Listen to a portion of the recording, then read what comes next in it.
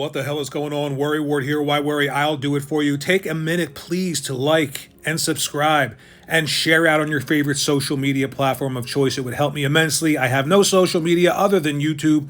Kind of hard to get people to come here, but we've got 36 subscribers. I think that's great. Thank you all very much. Help me out with a like and subscribe and sharing, please. And we're going to talk about my most anticipated games after seeing the summer game show and Microsoft's E3 press conference. The first for me is still Halo Infinite single player. They didn't show single player. That was a huge mistake. This game was delayed already. They had about 6.5 years in development, and we still haven't seen this game running on an Xbox Series X or S. Now, what we saw is a in-engine cutscene, which is not the same as gameplay. So it looks great. Chief looks great. The animation looks great. The new AI construct that's going to be Chief's counterpart looks, I'll leave it at that because it's 2021. But the story is she was sent in to impersonate Cortana to get her to shut down. Chief was supposed to come take Cortana back and have her deleted.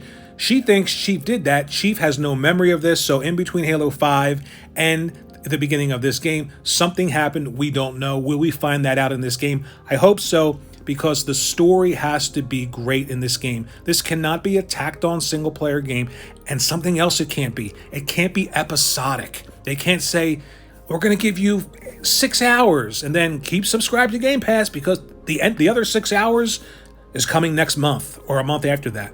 Make it a game from beginning to end. Give it a great story. Bring it back again. Give it to people that love Halo for the single player, for the story, for the world. It isn't all about multiplayer. And by the way, the multiplayer looks okay. I don't know anything about multiplayer. I played Halo 5's multiplayer. It was fun. It doesn't look graphically that much different than Halo 5's. And if you don't believe me, go look at the reveal of Halo 5's multiplayer and then look at the reveal of Halo Infinite's multiplayer. Not much difference. Does that matter for multiplayer? No, but the single player has to be good. Next up is Kena Bridge of Spirits. This is a PS4 and PS5 exclusive. It's cross-generational, but not on PC. Games going to PC I'm fine with because I don't see PC as a gaming platform. So the game is on console and PC. It's a console exclusive to me. Now, cross-generational games I have an issue with. Look at Ratchet and Clank Rift Apart. That's the case for next generation, according to the experts, Digital Foundry. But if you have talented developers and they can stylize a world, not be realistic, but put me in a fantasy setting, you can make up for some of those shortcomings. And this game running on the PlayStation 5 looks phenomenal.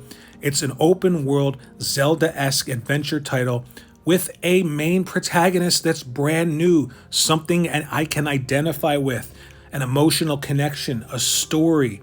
This is what I'm looking for, and it looks phenomenal on the PlayStation 4 and the PlayStation 5. I'll probably be playing it on the PlayStation 4 Pro because I can't find a PlayStation 5 anywhere, and I probably won't be able to until sometime early next year, which is insane to me when you think about that. But you find these creatures and you can use them to help you get through different areas of the world. You can actually manipulate them to become almost anything, even weapons.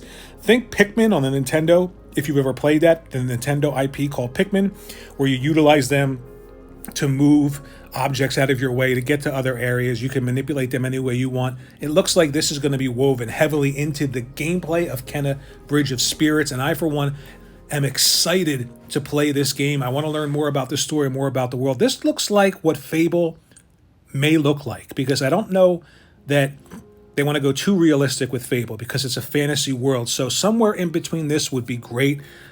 Much better graphics, obviously, but something like that. But Kena Bridge of Spirits really came out of nowhere.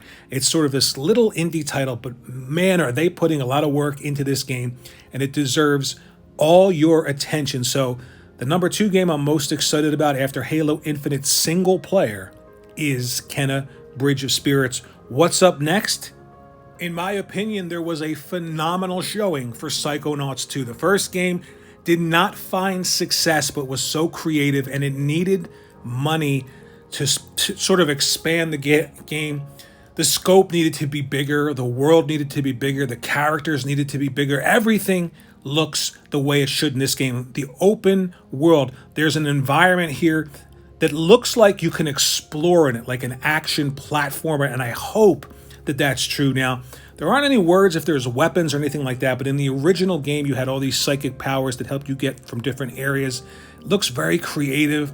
The colors in this game are phenomenal. This looks like a top-tier platformer, finally on the Xbox. Now, this isn't exclusive. This is also coming to PC, and it's coming to the PS4 and the PS5. There's word that it will not be enhanced on the PS5, though. I don't know if that's true or not. I'm kind of thinking probably it's not. It'll probably be enhanced on both systems. And I really wish Microsoft would have held on to this one, because they do need a unique platformer that's all their own. So those are the games that made me most excited to see. Let me know what you think about these games in the comments section below. Thank you to everyone that subscribed, and I'll see you in the next video.